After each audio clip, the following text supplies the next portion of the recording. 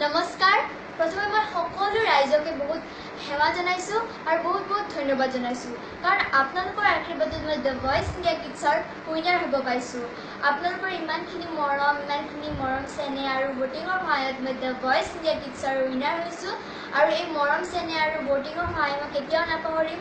মই আহিছিলো অসমৰ দৰং জিলাৰ কলাইগাঁও উদমাৰী গাঁৱৰ পৰা তেতিয়া মোৰ লগা নাছিল যে মই ইমানখিনি আহিম আজি মই ইমান সুখী মই তেনেকৈ কাকো বুজাব নোৱাৰোঁ ইমান মোৰ আনন্দ ইমান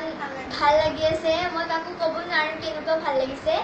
চ' মোৰ আজি বহুত ভাল লাগিছে আৰু আপোনালোকৰ ইমানখিনি ছাপোৰ্ট সেইখিনি মোৰ বহুত ভাল লাগিছে আৰু এতিয়া মই আছোঁ টিম পলকত আছিলোঁ মোৰ পলক মেম মোক বহুত ভাল হয় মোক ইমান ধুনীয়াকৈ গাইড কৰিছে ইমান ধুনীয়াকৈ শিকাইছে মই প্ৰথমতে আহোঁতে মই যেতিয়া মাইক্ৰফোনটো কেনেকৈ ধৰি গাব লাগে সেইটো মই আগতে জনা নাছিলোঁ কাৰণ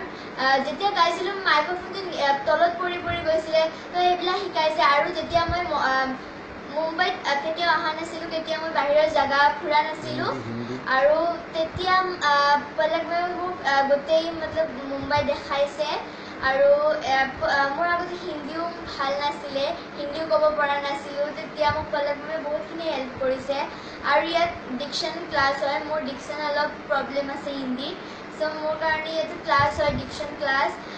মোক গুৰু আছে গুৰু শিকাব আহে ইয়াত ইমান ধুনীয়াকৈ মই বহুতখিনি ইয়াতে শিকিলোঁ আৰু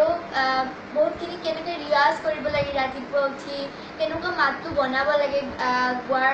গোৱাৰ আগত সেইবিলাক মই বহুতখিনি শিকিছোঁ চ' আই এম ভেৰি হেপ্পী